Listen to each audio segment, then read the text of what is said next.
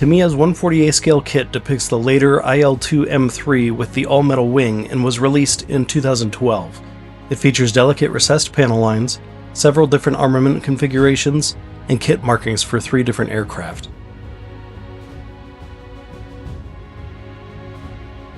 Raised cockpit detail is removed in preparation for Eduard photo etch.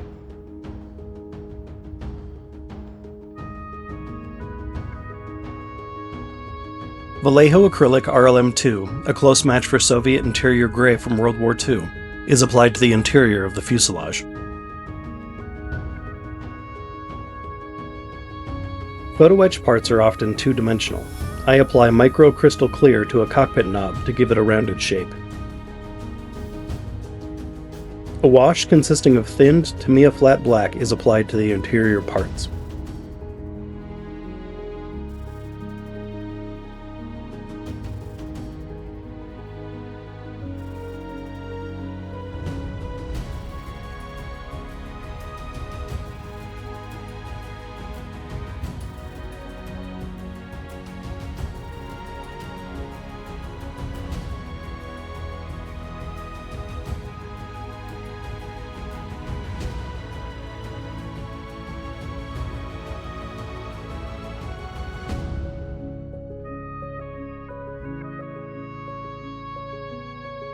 While Tamiya kits are known for their outstanding fit, I still elect to apply Mr. Surfacer to joins that should be smooth to ensure no seams are visible.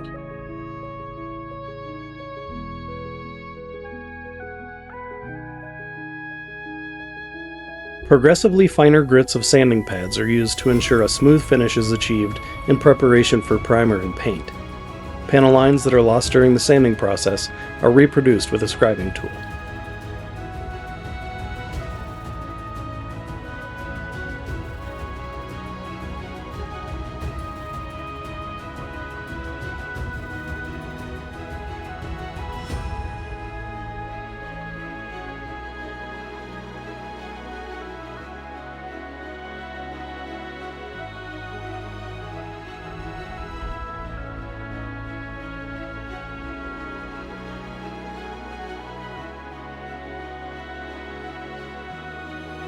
Dry brushing with an enamel silver helps bring out details, show wear and tear, and provide depth and interest.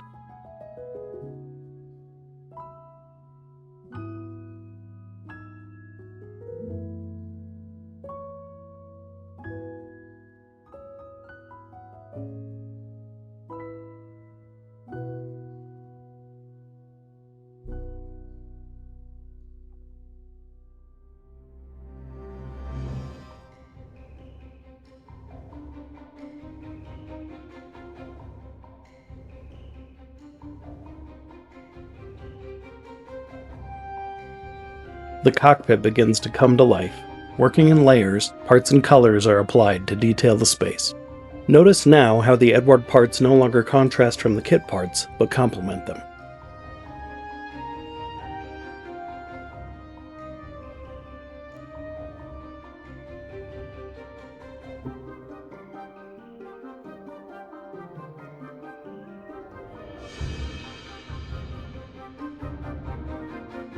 Construction begins on the rear gunner's compartment.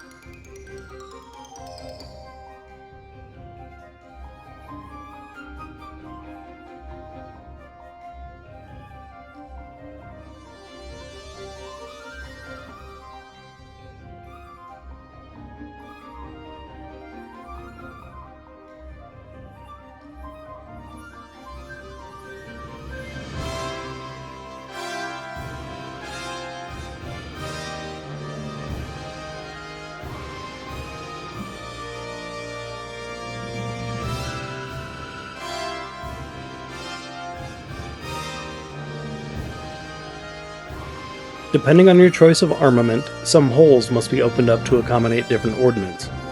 Here, holes are opened to later fit the bomb racks for the larger Fab 250 bombs.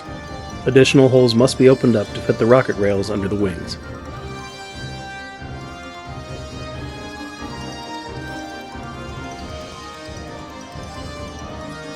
Depending on the caliber of wing cannon the builder chooses, some surgery could be required to the wing using a razor saw. The wings are assembled. Typical Tamiya fit is excellent.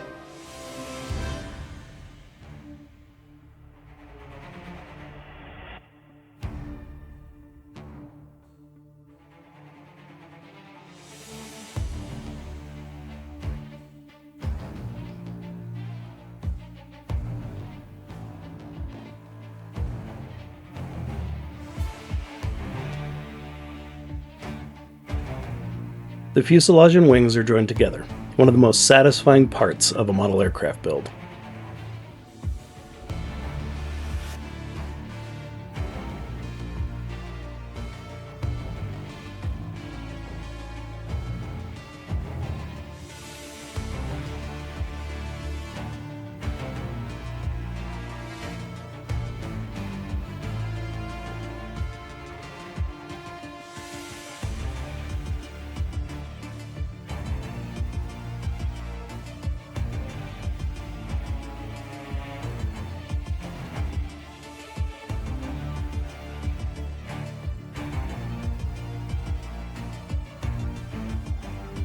Perfect plastic putty is applied to fill the gaps in the cannon conversion, and the excess is wiped away using a moistened cotton swab.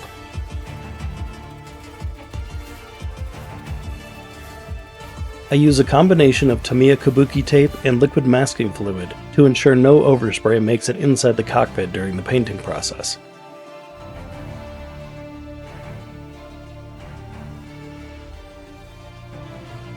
This is the first time I installed the pitot tube. Shortly afterwards was the first of about a dozen times it was broken off while handling the kit during the remainder of the build.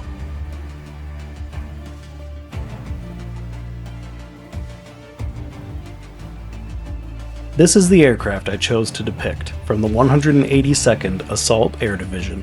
After priming the model with Tamiya AS-12 bare metal silver, panel lines are pre-shaded with a loose pattern of black to provide some depth to the otherwise monotone paint scheme.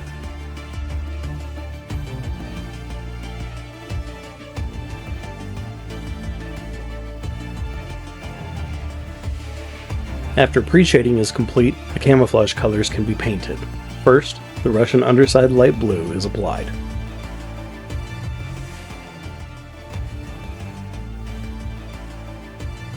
Did you know the IL-2 was the most produced military aircraft of World War II? Despite that, very few remain.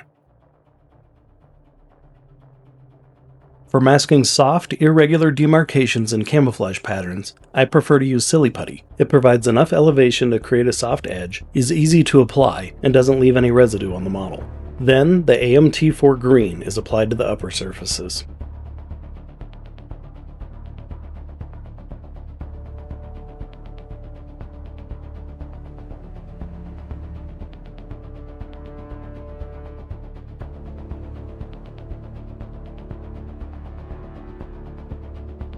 Decal application has begun. Microset and microsol ensure that the decals fit snugly into panel lines and around raised details.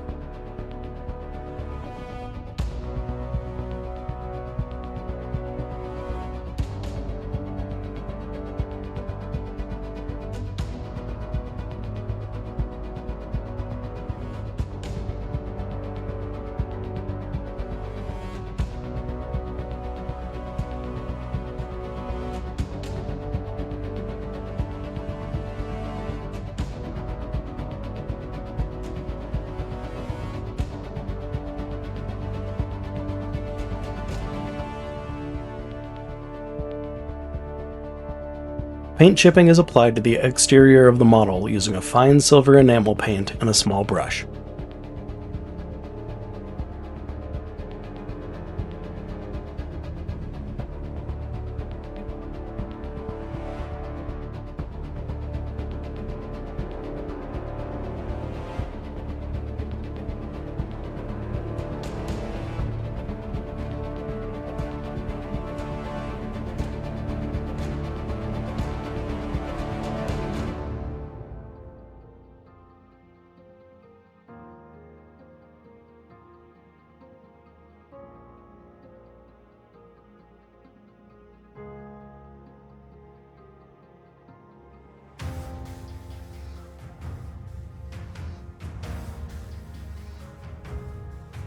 Next, a panel line wash is applied. I use a mix of acrylic artist paint, a few drops of liquid dish detergent, and hot water.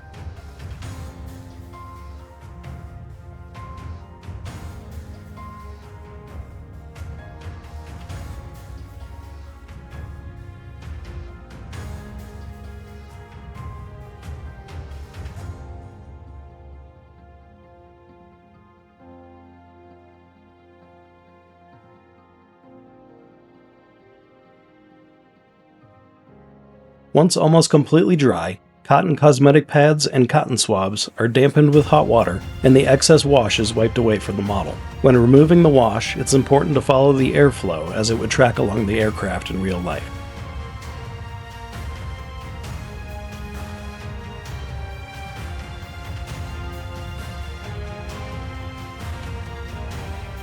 There's that broken pitot tube again.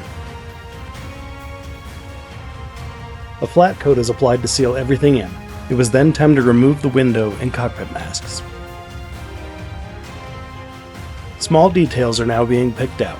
Here, the window sills and edges of the cockpit are painted with RLM2. These will be weathered to match the cockpit interior. Construction has begun on the landing gear. Eduard's photo etch set provides some excellent details for the landing gear bays and the landing gear legs.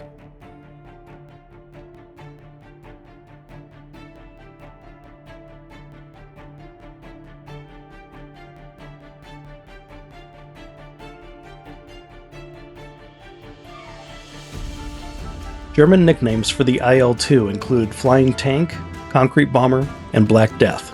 The construction of this kit gives the impression of the robust structure of the actual aircraft.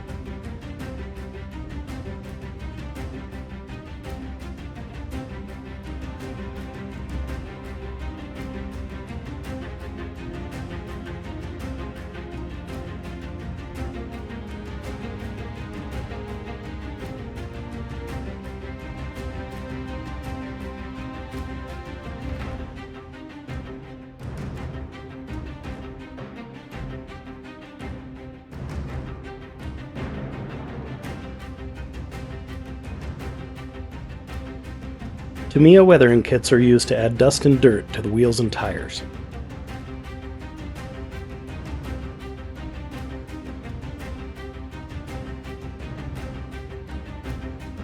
For most of my builds, I opt for resin exhausts. The scale effect of injection molded exhaust parts often can't capture the delicate nature of actual exhausts, but resin can. Quickboost comes to the rescue, providing excellent resin exhausts for this kit that simply replace the kit parts.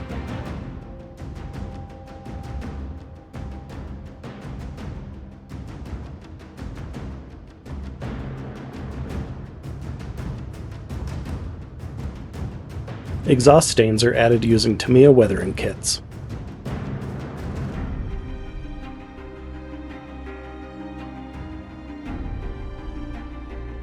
Work begins on the ordnance, starting with the Fab 250s. Eduard photo etch helps refine clunky injection molded detail. The rear gunner of the IL-2 M3 was armed with a single 12.7mm UBT machine gun. Eduard Brasson provides an excellent upgrade to the kit parts.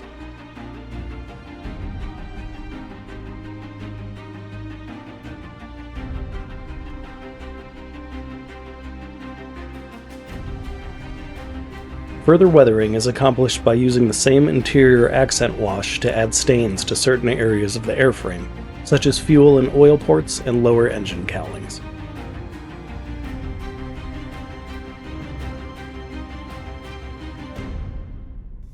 As the Soviet Union grew desperate to counter the German offensive in the east, the IL-2 was sometimes deployed as a fighter aircraft. And while it simply could not compete in direct combat with the more capable and dedicated German fighters, like the Bf-109 and the FW-190, It found great success against more lucrative targets, such as transports and bombers.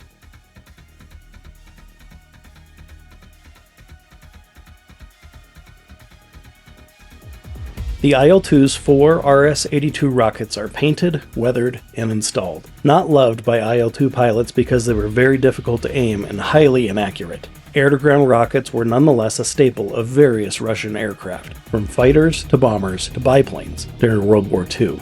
Likewise, the Fab-250 bombs are painted, weathered, and installed. Originally built with internal bomb bays in the wings that could only carry small caliber bombs, later versions of the IL-2 were built with external bomb racks to carry larger bombs, like the Fab-250.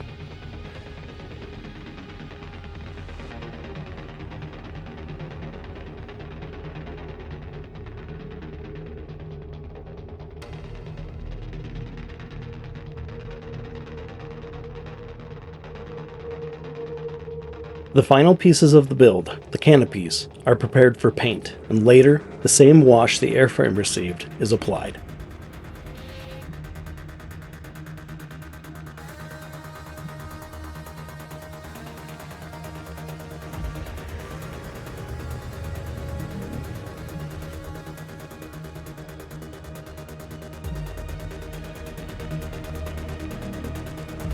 The IL-2 was originally designed as a single-crew aircraft with no rear gunner, relying on armor to protect the pilot and ensure the durability of the aircraft. It was quickly learned that a rear gunner was necessary to combat enemy aircraft, as Axis pilots determined the IL-2 was vulnerable from behind.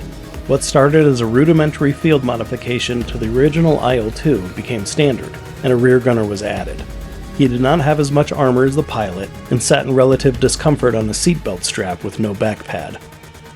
The mortality rate among IL-2 rear gunners was significantly higher compared to the pilot.